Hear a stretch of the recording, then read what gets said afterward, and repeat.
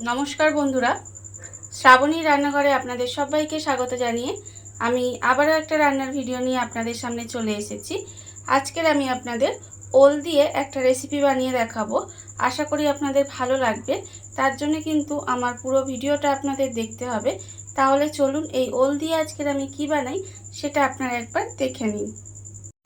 ওলের এই রেসিপিটা বানানোর জন্য প্রথমে আমি এখানে গ্যাসটা অন করে একটা কড়া বসিয়ে দিয়েছি। এবার আমি কড়ার মধ্যে দিয়ে দেব সর্ষের তেল। এখানে প্রায় 5 চামচের মতো আমি সর্ষের তেল দিয়ে দিলাম। এবারে তেলটাকে একটু গরম হতে দেব।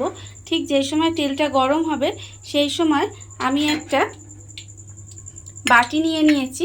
সেই বাটির মধ্যে আমি দিয়ে দেব প্রথমে বেসন।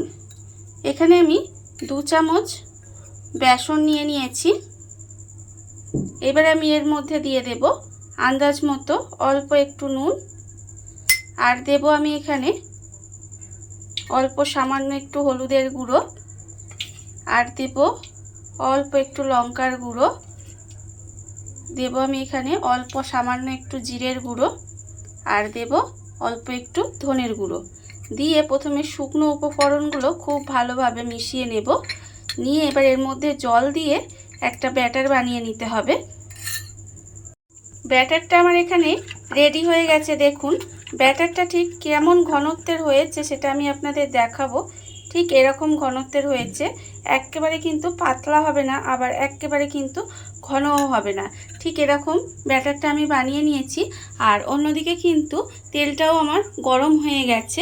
এইবারে আমি এর মধ্যে দিয়ে দেব, এখানে দেখুন আমি ওলগুলোকে এইভাবে ছোট ছোট করে কেটে একটু সেদ্ধ করে রেখে দিয়েছি অল্প সামান্য একটু নুন দিয়ে।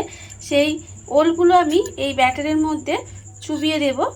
দিয়ে খুব ভালোভাবে এই মশলাটা বেসনটা ভালোভাবে মাখিয়ে নেব। নিয়ে এইভাবে তেলের মধ্যে দিয়ে একটু ভেজে নেব। আর প্রত্যেকটা কিন্তু আমি ঠিক এইভাবেই ব্যাটারগুলো মাখিয়ে তেলের মধ্যে দিয়ে ভেজে নেব।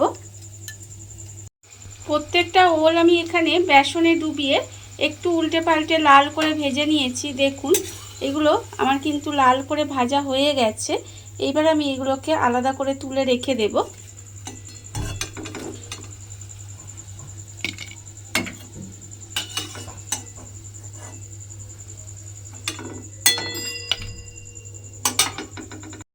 আর আবারও কিন্তু ওই তেলের মধ্যে এইভাবে ওলগুলো দিয়ে প্রত্যেকটা ওল কিন্তু আমাকে প্রথমে ভেজে নিতে হবে। ওলগুলো আমি এখানে ভেজে তুলে আলাদা করে রেখে দিয়েছি। এইবারে ওই তেলের মধ্যে আমি প্রথমে দিয়ে দেব অল্প সামান্য একটু কালো জিরে, আর দেব আমি এখানে একটা কাঁচা লঙ্কা ফোড়নে দিলাম। দিয়ে ফোড়নটা আমি একটু ভেজে নেব। এইবারে আমি এর মধ্যে দিয়ে দেব নারকেল কোড়া। এখানে আমি 2 চামচ মতো নারকেল কুড়ে রেখেছি।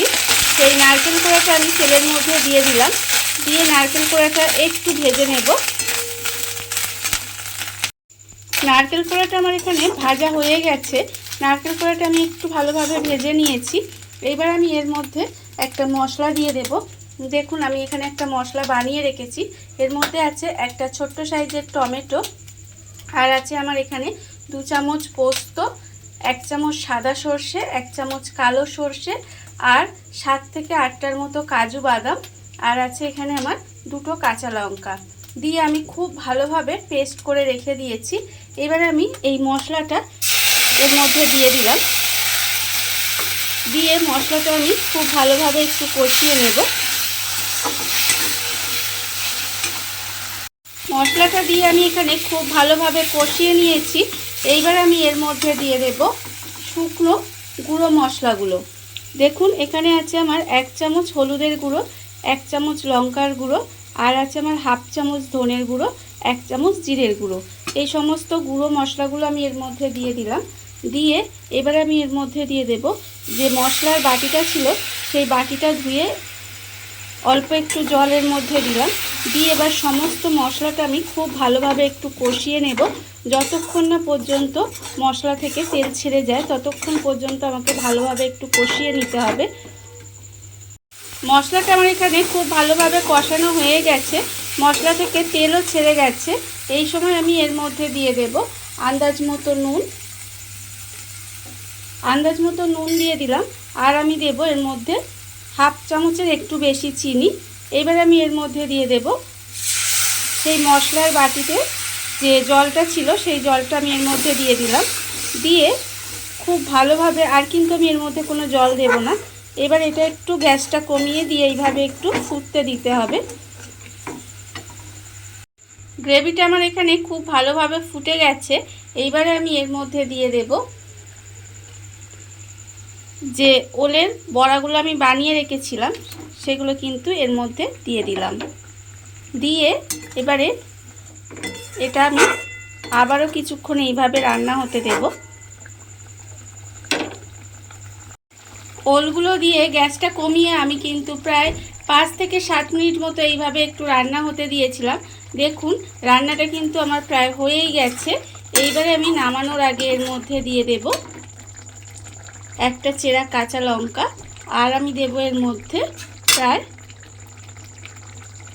1 চামচ মতো সর্ষের তেল, কাঁচা সর্ষের তেল দিয়ে এবারে আমি এটা খুব ভালোভাবে মিশিয়ে নেব। মিশিয়ে গ্যাসটা অফ করে দিলেই কিন্তু রান্নাটা আমার এখানে রেডি হয়ে যাবে। দেখুন বন্ধুরা, বাড়িতে থাকা কত অল্প উপকরণ দিয়ে কত অল্প সময় কত সুন্দর একটা ওলের রেসিপি তৈরি হয়ে গেছে। আপনারা দেখতেই পেলেন।